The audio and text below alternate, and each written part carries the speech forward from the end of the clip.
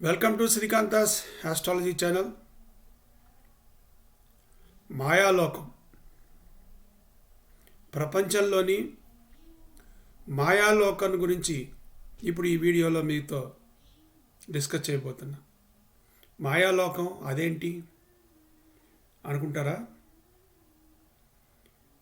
లగ్నం, మనం పుట్టినప్పుడు వచ్చేది లగ్నం, అది వాస్తవం, ట్రూత్. అది పుట్టినవాడు ఖచ్చితంగా చనిపోతాడు, అది వాస్తవం, ట్రూత్. సో ఈ మధ్యలో జరిగే తతంగమే మాయాలోకం. అంటే జాతకంలో మీకు ఎలా ఉంది అలాగే జరగాలి మామూలుగా. కానీ మీకు ఎలా అంటే జాతకంలో ఉన్నదానికి యాక్చువల్గా జరుగుతున్న దానికి చాలా వ్యత్యాసం ఉంటుంది. అది జాతకం నుంచి మనం ఎందుకు ఈ వ్యత్యాసం వస్తుంది అనేది మనం చూడటం సాధ్యపడదు. అంటే మనం కూడా ఈ ఒరిజినల్ చార్ట్ నుంచి ఒక మాయాలోకాన్ని సృష్టించాలి. అంటే ఈ మాయాలోకాన్ని ఎలా సృష్టిస్తామంటే, ఇప్పుడు లగ్నం ఉంది, అది ఒరిజినల్, దీనికి ఇమేజ్ అని ఒకదాన్ని నేను సృష్టిస్తాను. దానికి ఒక పద్ధతి ఉంది, ఆ పద్ధతి ప్రకారం ఆ ఇమేజ్ని నేను సృష్టిస్తాను. అలాగే మిగతా రాసులు, లగ్నం తర్వాత ఇంకా 11 రాసులు, మొత్తం 12 రాసులు, ఈ రాసులన్నిటికి కూడా నేను ఇమేజ్ని సృష్టిస్తాను. ఒక సృష్టి అనుకోండి. అలాగే ఈ గ్రహాలు ఇప్పుడు నాకు లగ్నంలో ఎక్కడున్నాయి, ఇవి ఈ మాయాలోకంలో ఎక్కడుండాలనేది కూడా నేను సృష్టిస్తాను. వాటికి కూడా డూప్లికేట్లు సృష్టిస్తాను. అయితే ఇక్కడ లగ్నంలో ఉండే పొజిషను, మాయాలోకంలో ఉండే పొజిషను నేను వేసే లెక్క ప్రకారం వేరే చోట ఉంటాయి, ఛాన్సెస్ ఉంటాయి వేరే చోటకి. ఒకే చోట ఉంటే రెండు ఒకటే. సపోజ్ మీ చదువు ఇక్కడ అక్కడ రెండు ఒకే చోట ఉంటే మీరు ఒరిజినల్గా అలాగే ఉంటారు, మాయాలోకంలో కూడా మీరు బాగా చదువుకునేవారే అవుతారు. కానీ మీకు ఒరిజినల్గా చదువుకునేవారు అయ్యి ఉండి చాట్లో మాయాలోకంలో ఏదైనా పాపగ్రహంతో కలిసి ఉన్నాడో, లేకపోతే ఆయన దృష్టి ఏదన్నా ఉందంటే చదువుకి మీకు ఏదో ఒక రకంగా బ్రేక్ కలిగే అవకాశం ఉంది. అది ఇల్యూషన్. అది అంటే ఇల్యూషన్ అంటే మాయాలోకంలో జరగబోయే మన అనుభవం.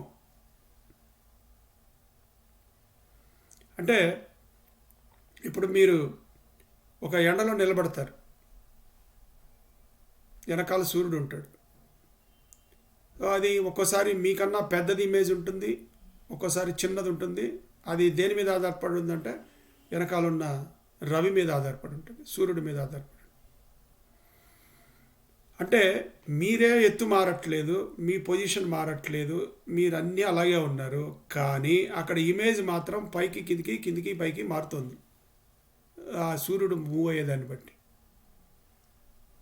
అంటే అర్థం ఏంటంటే మన చేతుల్లో లేకుండా వేరే వాళ్ళు, మనం అదే రకంగా ఉన్నా కూడా వేరే వాళ్ళ ప్రభావంతో, వేరే గ్రహాల ప్రభావంతో మన ఇమేజీ, మన పరిస్థితులన్నీ పైకి కిందికి అప్ అండ్ డౌన్స్ జరుగుతున్నాయి అని చెప్పేదానికి ఈ ఉదాహరణ మీకు.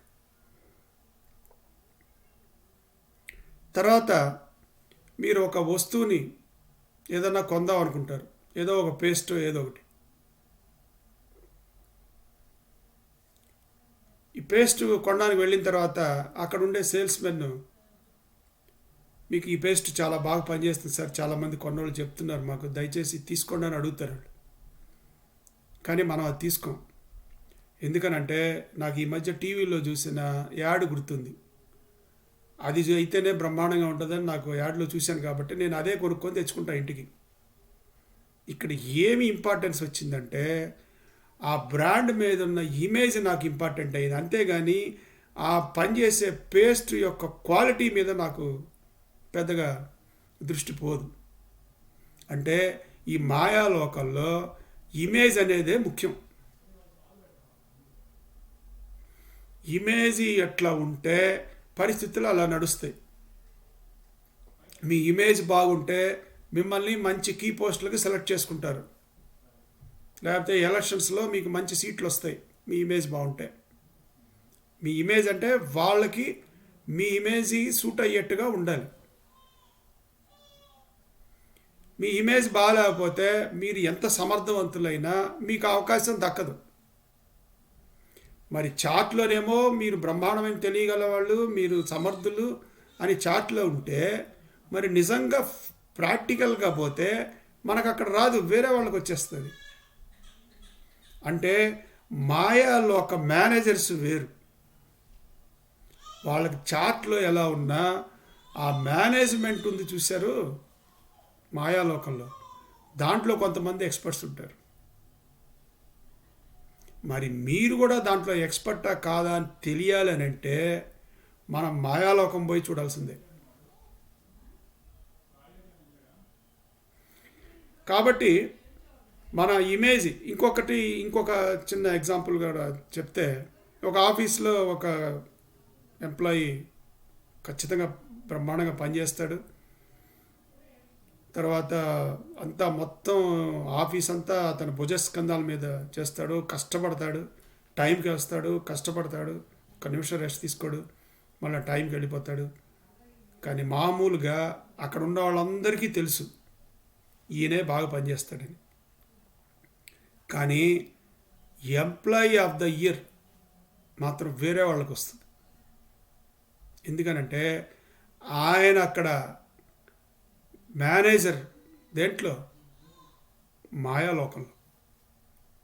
ఆయన ఏ రకంగా మేనేజ్ చేస్తే పై వాళ్ళ దృష్టిలో, అందరి దృష్టిలో ఇతనికన్నా ఇంకా గొప్ప ఎంప్లాయీ లేడు అని ఎలా మేనేజ్ చేసుకోవాలో, ఆ మేనేజ్ చేసుకునే శక్తి సామర్థ్యాలు మాయాలోకంలో ఉన్నాయి ఆయనకి. ఒరిజినల్గా స్టఫ్ లేకపోయినా మాయాలోకంలో మేనేజ్ చేసుకొని ఆయన ఉన్నత స్థానానికి కూడా సెలెక్ట్ అయ్యేదానికి అవకాశం ఉంటుంది. ఈ రకంగా ఈ మాయాలోకంలో ఒరిజినల్గా ఉండే శక్తిని టోటల్గా మాయ చేసే పరిస్థితి ఈ మాయాలోకంలో ఉంది. దీన్ని కనుక్కోవాలనుకుంటే మనం ఇంకొన్ని ఉదాహరణలు చూస్తే, ఒక మంచి అస్ట్రాలజర్ ఉన్నాడు. ఆయన ధర్మంగా ఎవరన్నా వచ్చి జాతకం చెప్పించుకుంటే, మీకు తోచింది ఇవ్వండి, పర్వాలేదండి నేను తీసుకుంటాను. వాళ్ళు ఏదో ఇస్తారు, ఈయన అడగడు, ఏదో ఇచ్చిన వరకు తీసుకుంటాడు, పంపించేస్తాడు. ఇంకొక ఆయన ఉన్నాడు, ఆయన నేనేం తీసుకోనండి, ఇది నేను అందరికీ వచ్చిన వాళ్ళందరికీ నా చేత అయితే నేను ఈ రకంగా వాళ్ళకి సహాయం చేస్తాను, నేనేం తీసుకోను అంటాడు. ఆయన దగ్గర వస్తారు, ఆయనకి చెప్తారు. ఇంకొక ఆయన ఉన్నాడు, ఆయన దగ్గరికి అందరూ సెలబ్రిటీలు వెళ్తారు, చెప్పించుకుంటారు, కావాల్సినంత పడేస్తారు.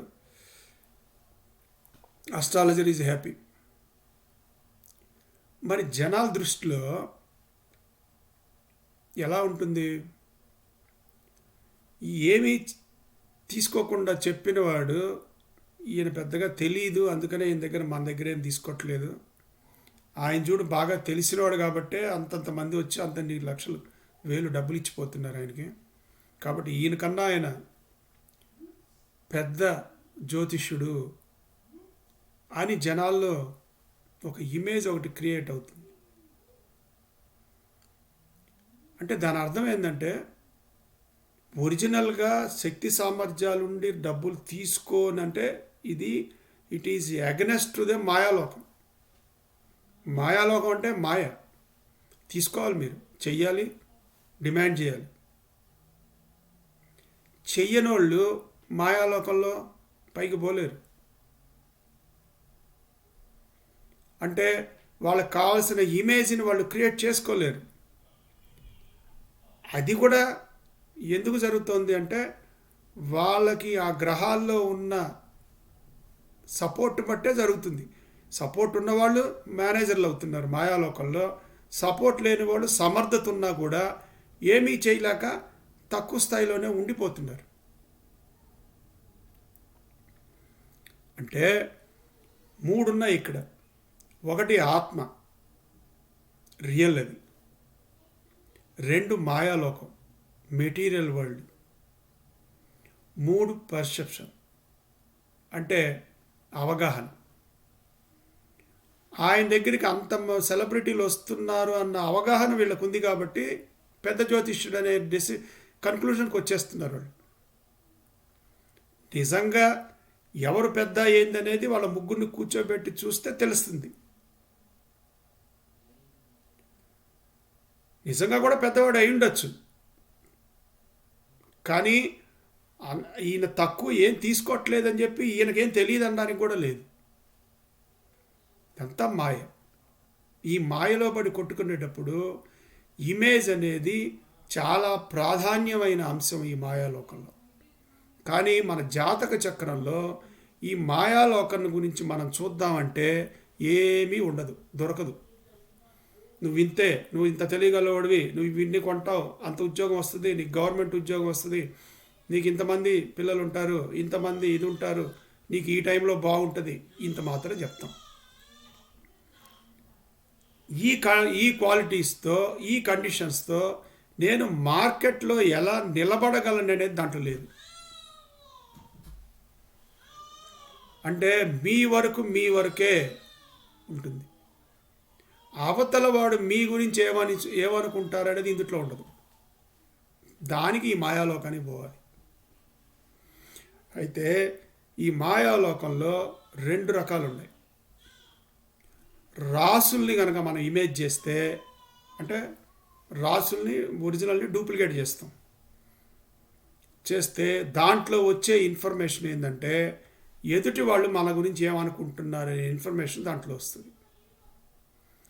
అదే గ్రహాలను కనుక మనం ఇమేజ్ చేయగలిగితే మీరు మీ గురించి ఏమనుకుంటున్నారో వస్తుంది. ఇదేంటి మళ్ళీ కొత్తగా చెప్తున్నారు, నా గురించి నేను అనుకోవటం ఏంటని. చాలామంది అసలు భగవంతుడు ఒకటే చెప్పాడు, ప్రపంచంలో ఉన్న దాంట్లో కల్లా నీకు కష్టమైంది నీ గురించి నువ్వు తెలుసుకోవటమే. అది నిజం. అంటే మనం ఏమనుకుంటామంటే మన సమర్థతని ఒక్కోసారి చాలా ఎక్కువగా ఊహించుకుంటాం. Illusion, superiority. ఒక్కోసారి నిజంగా మనం చేయగలిగిన సమర్థత ఉండి ప్రతిదానికి ఇన్ఫీరియర్గా ఫీల్ అవుతాం. వాళ్ళకన్నా తక్కువ, వాళ్ళకన్నా మనం చేయలేం, ఎందుకులే వాళ్ళతో పోటీ పట్టాం. నిజంగా పోటీ పడితే గెలిచేది మీరే. ఇన్ఫీరియర్గా ఫీల్ అవుతాం. అంటే ఈ ఇల్యూజన్ కూడా మనం మాయాలోకంలో నుంచే చూసుకోవాలి. ఒరిజినల్ చార్ట్లో మీరు ఈ రకంగా అందరికన్నా వాళ్ళతో పోటీ పడి మీరు పరీక్షలు రాయలేరు, ఇలాగ అనేది మీకు ఇందులో పూర్తిగా ఇన్ఫర్మేషన్ మీకు చార్ట్లో రాదు. మనం మళ్ళా మాయాలోకం పోవాల్సిందే. అంటే ఈ మాయాలోకంలో మన గురించి మనం తెలుసుకోవడానికి కూడా మాయాలోకంలో మన ఇక్కడ చార్ట్లో ఉన్న ప్లానెట్లు మాయాలోకంలో ఎక్కడున్నాయో చూసుకోవాలి.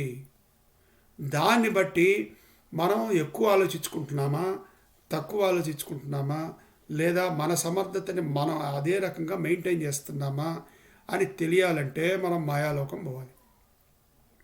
ఓకే, మాయాలోకంలో మనం ఎక్కువ తక్కువ ఏదో మన గురించి మనం అది వదిలేద్దాం.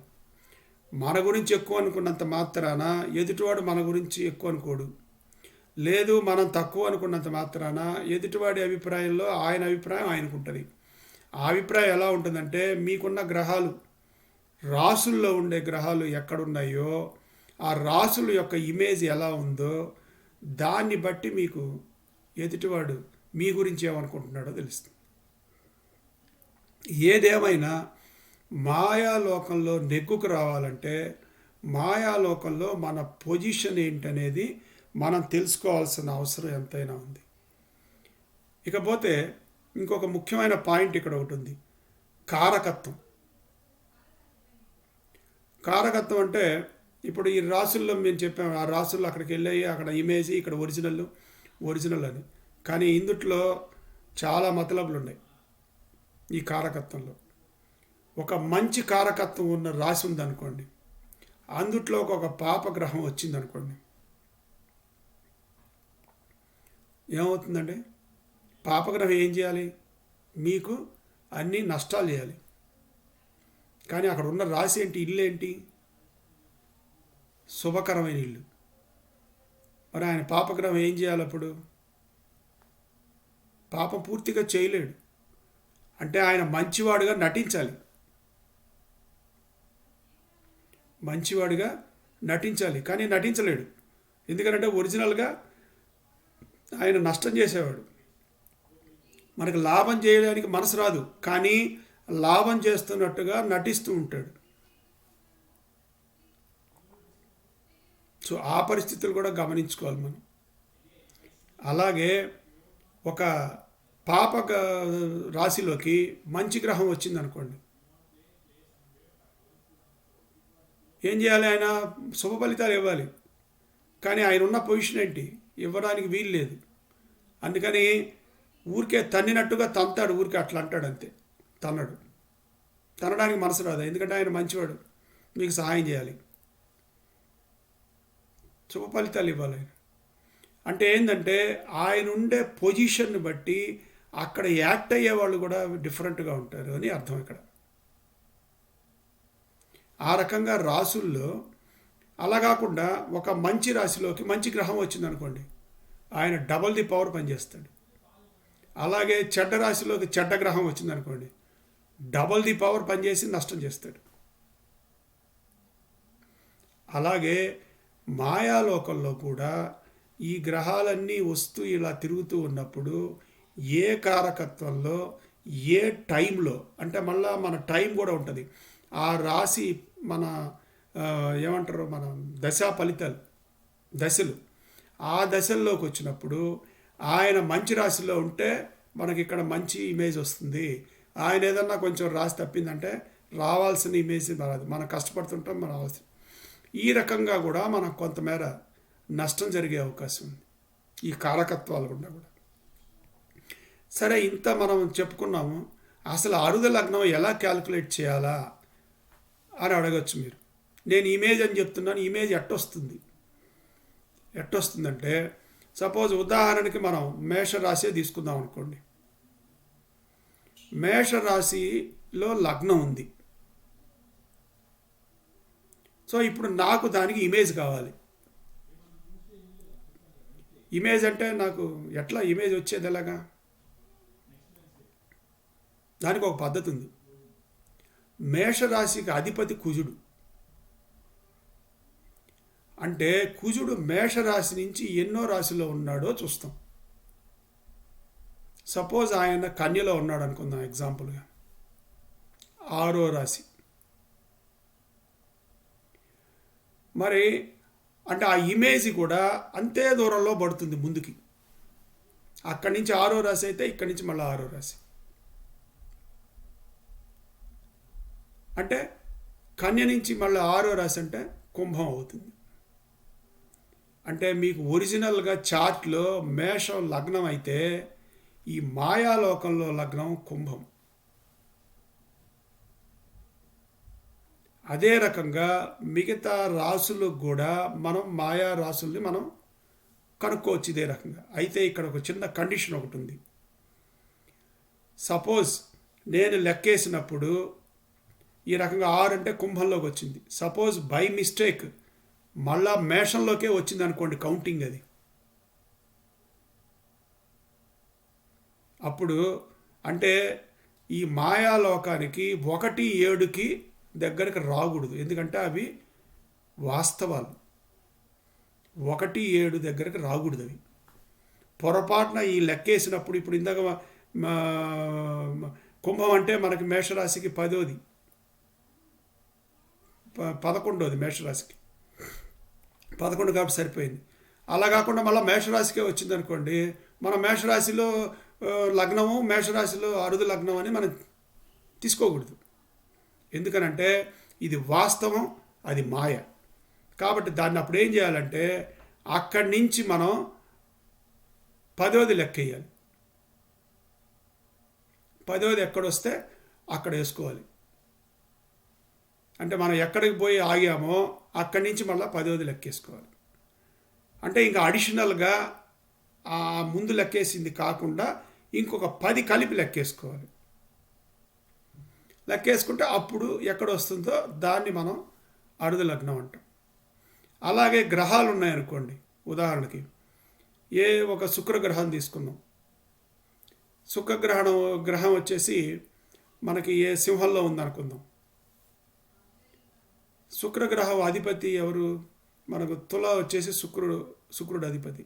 సో సింహం నుంచి తుల అంటే 3వది. కాబట్టి మనకి ఆ సింహం నుంచి మనం ఆ శుక్రుడిని తీసుకొచ్చి ఎక్కడ పడేయాలంటే ఏది మాయాలోకంలో ఇక్కడ తుల నుంచి 3వ దాంట్లో పడేయాలి. ఇక్కడేమో సింహంలో ఉంటుంది శుక్రుడు. అదే మాయాలోకంలో సింహం నుంచి 3వదంటే అదే తుల నుంచి 3వదంటే మకరంలో పడుతుంది. తుల నుంచి 3వదంటే ధనుసులో పడుతుంది. 3వ రాశి తుల నుంచి లెక్కే. తుల, వృశ్చికం, ధనుసులో పడింది. అంటే ఒరిజినల్ చార్ట్లో మనకి సింహంలో ఉంటే శుక్రుడు మాయాలోకంలో ధనుసులో పడ్డాడు. పూర్తిగా మారిపోయింది. అంటే అర్థం ఏంటంటే ఒరిజినల్గా ఆయన శుక్రుడు ఒక రకమైన ఫలితాలు ఇస్తే మాయాలోకంలో ఆయన ఇంకో రకమైన ఫలితాలు ఇస్తాడు. అక్కడ ఒక్కోసారి ఈ ఫలితాల కన్నా తగ్గచ్చు, లేదా ఈ ఫలితాల కన్నా ఎక్కువ అవ్వచ్చు. దాన్ని బట్టి దాన్ని ఆధారం చేసుకొని ప్రపంచంలో చుట్టూరు ఉండేవాళ్ళు మీ మీద అవగాహన వాళ్ళకి అలా ఉంటుంది. ఇంత ఉంది ఈ మాయాలోకంలో. అయితే ఈ మాయాలోకంలో ఇంకా కొన్ని ఫెసిలిటీస్ కూడా ఉన్నాయి. ఈ గ్రహాలు అరుద లగ్నం, ఇందాక నేను లగ్నాన్ని లెక్కేసినప్పుడు మనకి కుంభంలోకి వచ్చింది.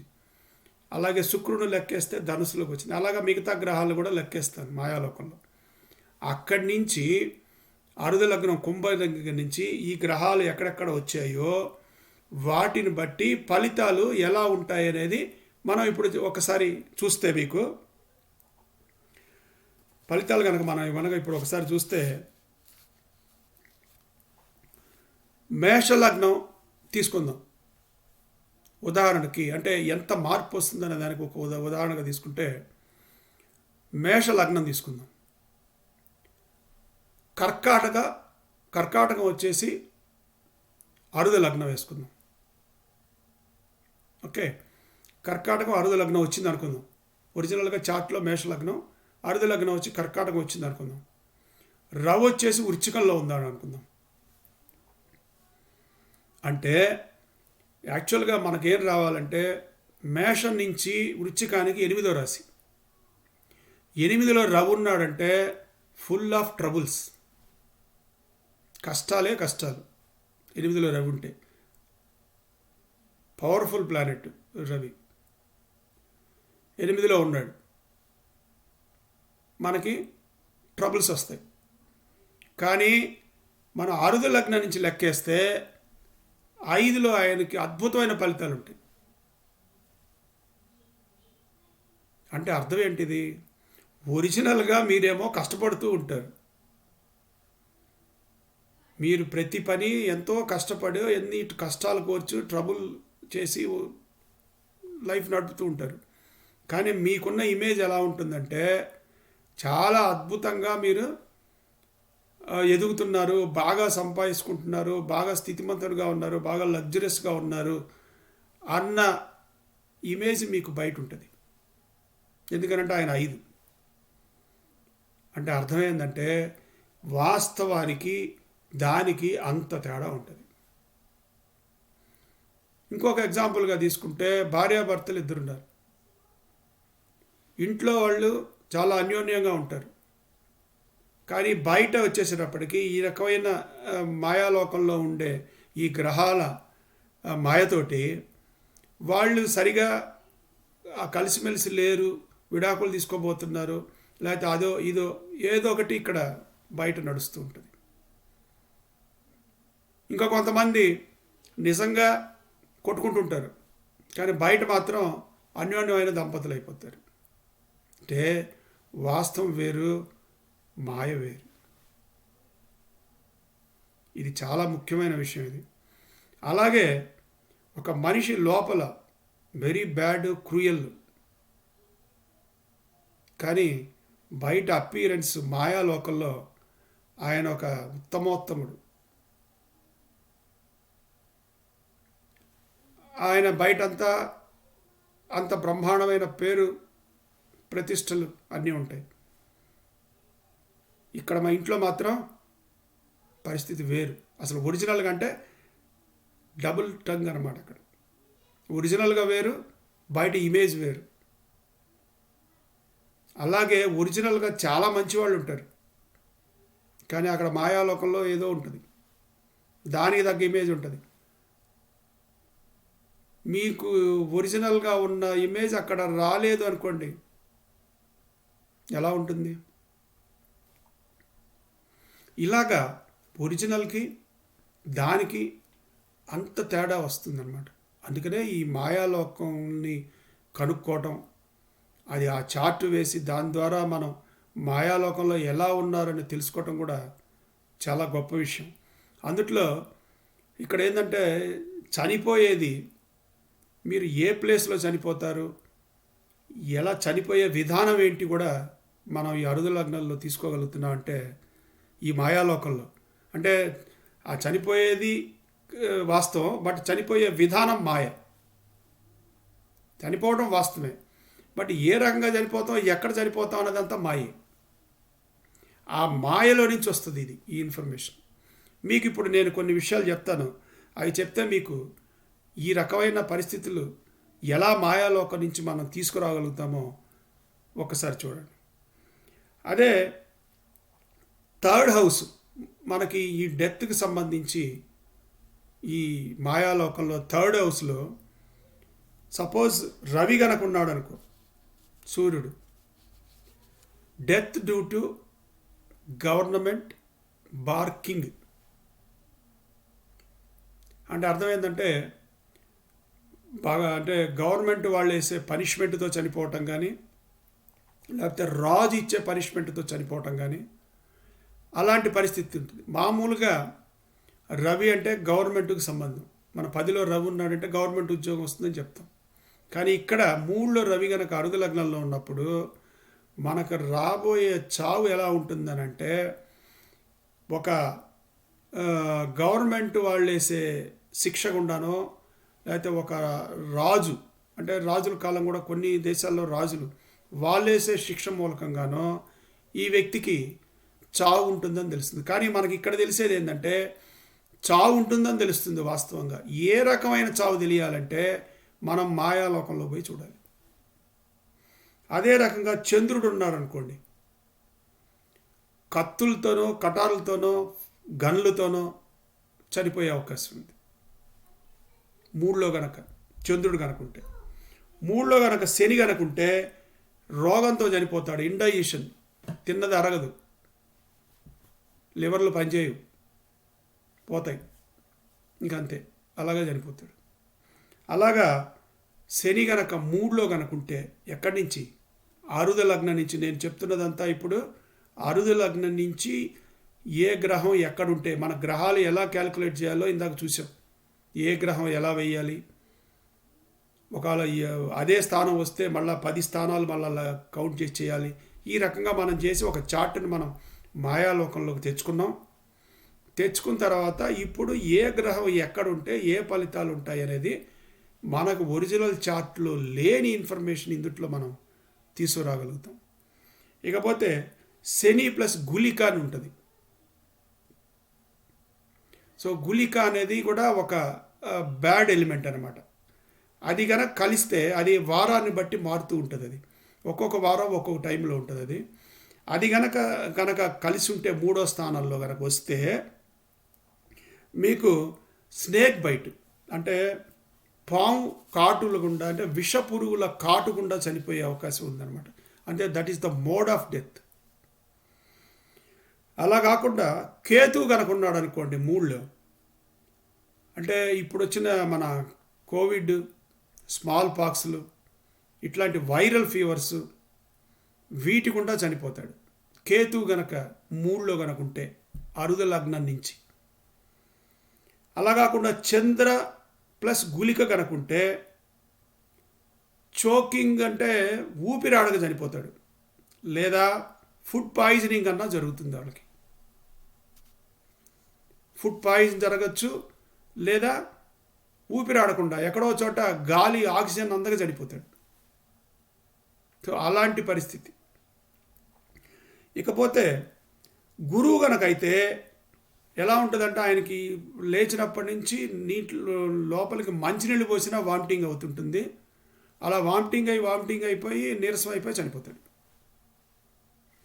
గురువు కనుకైతే. అది శుక్రుడు కనుకైతే కిడ్నీ ఫెయిల్యూర్ కానీ, యూరినరీ ట్రాక్, లివర్ ఫెయిల్యూర్స్ ఇలాంటివి శుక్రుడు కనుక 3లో కనుకుంటే ఇలాంటి జబ్బులు వచ్చి చనిపోయే అవకాశం ఉంటుంది.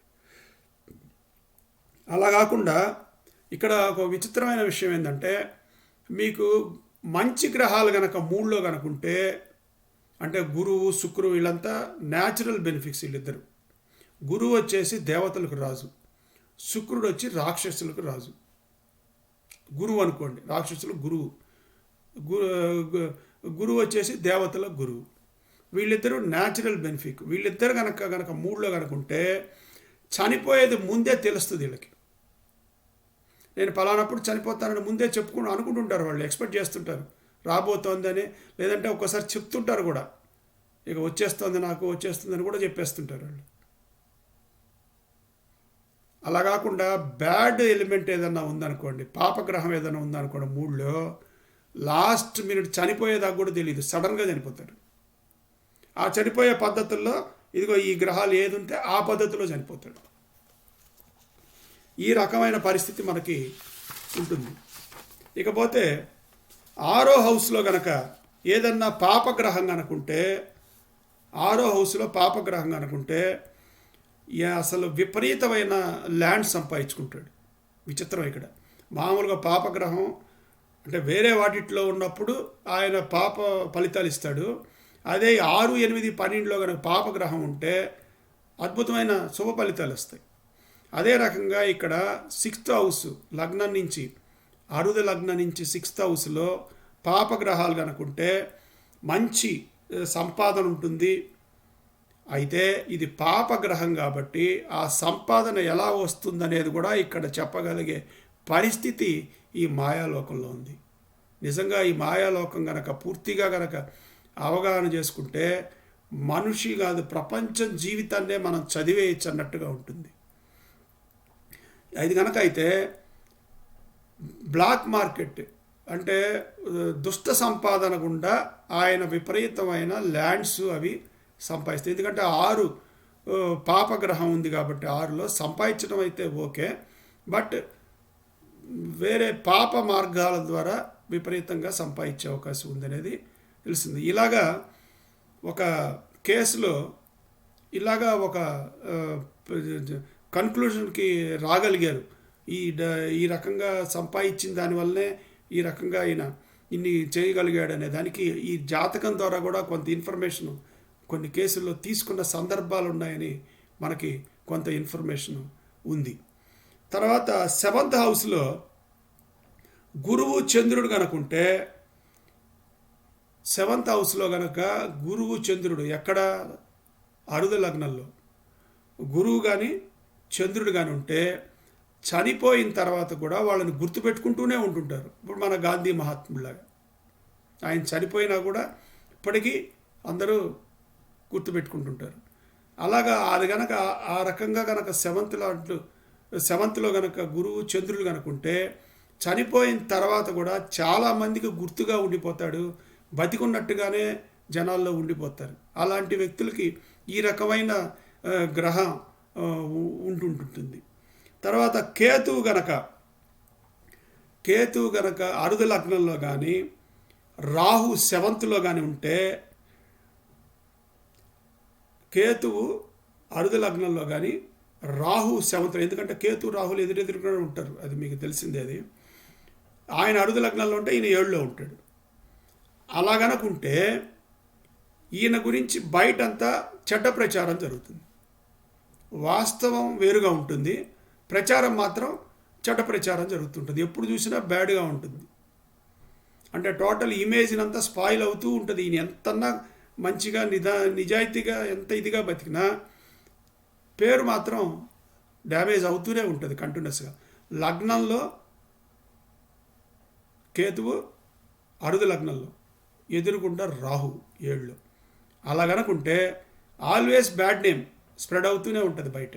మీరు ఎంత మంచి వాళ్ళైనా సరే యూ కెనాట్ అవాయిడ్ ఈ మాయాలోకంలో, ఈ గ్రహమైన పొజిషన్లో. తర్వాత 8th హౌస్లో కనుక చంద్రుడు కనుకుంటే చాలా అంటే 8th చంద్రుడు అంటే అసలు యాక్చువల్గా చెప్పాలంటే అష్టమ చంద్రుడు. మామూలుగా మనకు అసలు దేనికి పనికిరాదు అది. అలా కనుకుంటే ఈ పూర్తిగా వ్యతిరేక ఫలితాలు వస్తాయి. అంటే అసలు చెప్పని అల్లవి కాదనమాట. సక్సెస్ కానీ అన్నీ ఏది పట్టుకున్నా మనకి అంటే ఇక్కడ బాగానే ఉన్నట్టు ఉంటుంది, మరి యాక్చువల్గా రియల్గా చూస్తే మాత్రం మనకి చాలా ప్రాబ్లంగా ఉంటుంది. అలాగే శని కానీ గురువు కానీ కనుక 8th హౌస్లో ఉంటే వాళ్ళు దే ఆర్ క్రియేటివ్ మైండ్ అంటే ఎలా ఉంటుందంటే దాన్ని బ్రహ్మయోగ అంటారు.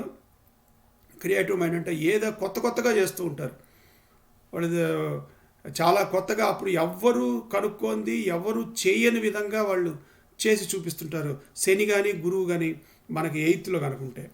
ఇకపోతే 9th హౌస్లో వాళ్ళకి ఏదన్నా జాబ్ చేంజ్ చేయాలా, మనకి ఇక్కడ బాగుంటలేదు, జాబ్ చేంజ్ చేస్తే మనం వెళదామని అని ఎవరన్నా అనుకునే వాళ్ళు కనుక ఎవరన్నా ఉంటే వాళ్ళకి 9th హౌస్లో కనుక కుజుడు కానీ శని కానీ రాహు కానీ ఉంటే ఇంతకన్నా వరస్ట్ అవుతుంది పోయిన తర్వాత. అది మాత్రం చూసుకోవాల్సి ఉంటుంది వాళ్ళు. బిఫోర్ చేంజింగ్ 9th హౌస్లో కుజుడు కానీ శని కానీ రాహు కానీ ఉంటే ఇంతకన్నా ఇప్పుడున్న దానికన్నా కూడా రాబోయే దాంట్లో చాలా బ్యాడ్ వస్తుంది అని మనం ఖచ్చితంగా చెప్పవచ్చు. ఇకపోతే 11వ హౌస్లో మంచి ప్లానెట్ కనుక ఉంటే, అరుదల లగ్నం నుంచి 11లో మంచి బెనిఫిట్ ప్లానెట్ కనుక శుభగ్రహం కనుక ఉంటే అంత మంచి సంపాదన, అంటే బాగా వెల్త్, చాలా ఆస్తి వస్తుంది, చాలా సంపాదించుకుంటారు, అన్నీ శుభకరమైన పద్ధతుల ద్వారా సంపాదించుకుంటాడు. ఇందాక మనం అనుకున్నాం బ్లాక్ మనీ ద్వారా 6లో కనుక పాపగ్రహం ఉంటే, బట్ ఇక్కడ మాత్రం 11లో కనుక మంచి గ్రహం కనుక ఉంటే మంచి పద్ధతుల ద్వారా శుభమైన మార్గాల ద్వారా సంపాదించుకుంటాడు, బాగా ఆస్తి వస్తుంది. అలాంటి పరిస్థితి కూడా మనం చెప్పచ్చు. అదే బ్యాడ్ ప్లానెట్ కనుకుంటే ఆ సంపాదిస్తాడు కానీ 11 అంటే సంపాదన ఆదాయమే, కానీ అందరూ క్వశ్చన్ చేసేట్టుగా ఉంటుంది. ఈయన ఇంత సంపాదించాడంటే ఎక్కడ ఏమి ద్రోహం చేశాడో, ఎవరిని ఏం ముంచేశాడో, ఈయన ఇంత సంపాదించుకున్నాడు, ఏం పాపం చేసి సంపాదించుకున్నాడో అన్నట్టుగా ఒక క్వశ్చనబుల్గా ఉంటుంది. ఇక్కడ కనుక అదే ఒరిజినల్ చార్ట్లో చూస్తే 11 అంటే సంపాదన ఉంటుందంటే, కానీ అది ఆయన ఎట్ట సంపాదించుకుంటున్నాడు అనేది మనకు 11లో రాదు ఒరిజినల్ చార్ట్లో. అదే మాయాలోకంలో మనకు ఆ ఇన్ఫర్మేషన్ కూడా వస్తుంది. 11లో కనుక ఎవరైనా బ్యాడ్ ప్లానెట్ కనుకుంటే ఈ will earn money, at the same time it is a questionable money. ఎవరైనా దాన్ని క్వశ్చన్ చేస్తే ఆయన దగ్గర సరైన ఆధారాలు సంపాదనకు ఉండవు. ఏ ట్యాక్స్ వాళ్ళు వచ్చి పట్టుకున్నారంటే ఆయన దగ్గర ఆ సంపాదనకు సరైన ఆధారాలు మాత్రం ఉండవు. ఇకపోతే 7th 2లో కనుక గురువు శుక్ర బుధులు కనుక ఉంటే 2లో కానీ 7లో కానీ వీళ్ళు కనుక ఉంటే బాగా వెల్త్, బాగా సంపాదించుకునేదానికి అవకాశం ఉంటుంది, మంచి రిచ్ అవుతారు. తర్వాత అదే కనుక ఎగ్జాల్ట్ అయితే 2లో 7లో ఎగ్జాల్ట్ అంటే ఉచ్చులో కనుక గ్రహాలు కనుక ఈ గ్రహాలు కనుక ఉంటే గురువు కానీ శుక్రుడు కానీ బుధుడు కానీ ఎవరైనా ఉచ్చులో కనుక ఉంటే 2, 7లో ఫేమస్ అయిపోతారు. ఆయన అంటే బాగా పాపులర్ అయిపోతారు, అంటే సెలబ్రిటీ లాగా అయిపోతాడు. సంపాదన వస్తుంది, at the same time you will become very famous and popular, అలా ఉంటుంది. ఇక 12th హౌస్లో కనుక మోర్ ప్లానెట్స్ కనుక ఉంటే you will spend lot of money. అంటే ఒకటి కన్నా ఎక్కువ ప్లానెట్స్ ఉన్నా, లేకపోతే ప్లానెట్స్ చూసినా కూడా వేరే స్థానం నుంచి ప్లానెట్స్ ఎక్కువ చూసినా ఆయనకి డబ్బులు సంపాదన కన్నా కూడా ఖర్చు విపరీతంగా పోయే అవకాశం ఉంది. కాబట్టి ఆ విషయంలో మనం ఏదైనా మిగిల్చుకుంటాడా లేదా అని తెలియాలంటే మనం 12th హౌస్ని కనుక చూసి అందుట్లో కనుక ఈ పరిస్థితి కనుక ఉంటే ఆయన సంపాదన మొత్తం ఖర్చు అయిపోతుంది. ఇకపోతే 2nd హౌస్లో చంద్రుడు, శుక్రుడు, గురువు కనుక ఉంటే మంచి రిచ్ పర్సన్ అంటే సఫిషియెంట్గా ఆయన సంపాదిస్తాడని చెప్పొచ్చు. అదే కనుక 7th 12thలో కనుక రాహు కనుక ఉంటే, ఇందాక నేను 7thలో రాహు ఉన్నప్పుడు చెప్పాను, ఇప్పుడు 7th 12thలో కనుక రాహు కనుక ఉంటే హీ విల్ బికమ్ స్పిరిచువల్. అంటే ఈ భౌతికం ఇదంతా వదిలేసేసి ఏ హిమాలయాలకు పోదామా, లేకపోతే సన్యాసుల్లో కలిసిపోదామా, లేకపోతే ఎప్పుడు ఏ దైవారాధనలో ఉందామా అని, లేకపోతే ఇలాంటివన్నీ నేర్చుకొని బాగా జీవితంలో ముక్తి మార్గంగా పోదామా అనే ఆలోచనలో ఉంటారు ఇప్పుడు 7, 12లో కనుక ఈయనుంటే. అదే 1st హౌస్లో లగ్నంలో కనుక ఇందాక కేతు ఉంటే చెప్పాను, ఇప్పుడు మెర్కురీ కనుక ఉంటే మంచి పవర్ఫుల్ పొజిషన్లో ఉంటాడు, టాప్ లెవెల్లో ఉంటారు, మంచి పవర్ఫుల్గా ఉంటారు. అదే కనుక జూపిటర్ కనుక ఉంటే 1st హౌస్లో వెరీ నాలెడ్జబుల్ పర్సన్, అంటే సైంటిస్టులు ఆర్ టాప్ లెవెల్ ఇంటలెక్చువల్స్, వాళ్ళకి 1st హౌస్లో గురువు ఉంటాడు అరుద లగ్నం నుంచి. అరుద అంటే ఆ మాయాలోకం యొక్క చార్ట్లో ఆయన గురువు కనుక ఉంటే ఆయన ఈజ్ అ నాలెడ్జబుల్ పర్సన్ అని చెప్పొచ్చు.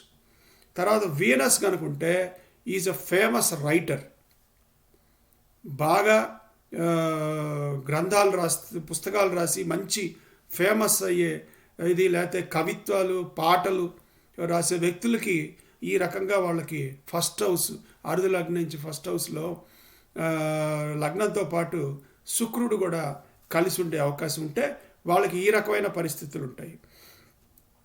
ఇక 7th హౌస్ కనుక 7th హౌస్ అరుద పాద, అంటే 7th హౌస్ పాదం వచ్చేసి కనుక 1, 4, 7, 10 లేదా 1, 5, 9లో కనుకుంటే మాత్రం వాళ్ళు బాగా వెల్ సెటిల్డ్గా ఉండిపోతారు వాళ్ళు.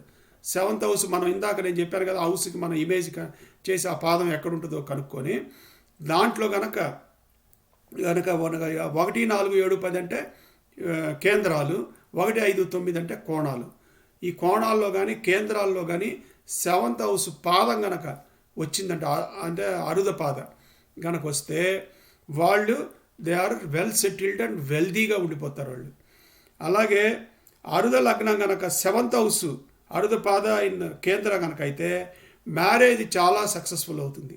అంటే లగ్నము 7th హౌస్, అరుద పాద వచ్చేసి కేంద్రంలో ఉండాలి. లగ్నం 7th హౌస్, అరుద లగ్న అండ్ 7th హౌస్ ఈ రెండు కనుక కేంద్రంలో కానీ కోణంలో కానీ ఉంటే, అరుద లగ్న అండ్ 7th హౌస్ పాద ఈ రెండు గనక కేంద్రంలో కానీ, ఇందాక ఏమనుకున్నాం మనం, ఒక 7th హౌస్ పాదం వచ్చి కేంద్రంలో కోణంలో ఉంటే వెల్దీగా ఉంటుంది అనుకున్నాము. ఇప్పుడు ఆ లగ్నంతో కలిసి గనక 7వ పాదం గనక మనకి కేంద్రంలో కానీ కోణంలో కానీ ఉంటే బాగా మ్యారేజ్ ఫుల్ సక్సెస్ఫుల్, అంటే హ్యాపీయెస్ట్ మ్యారేజ్గా ఉండిపోతుంది వాళ్ళకి. అలా కాకుండా 3, 6, 12 రాసుల్లో కనుక ఉంటే, ఏది అరుద లగ్నం కానీ అరుద లగ్నం అండ్ 7th అరుద పాద గనక 3, 6, 12 రాసుల్లో కనుకుంటే marriage definitely is a failure. 3, 6, 12 అంటే అవి ఆ రాసులు పాప రాసులు అవి.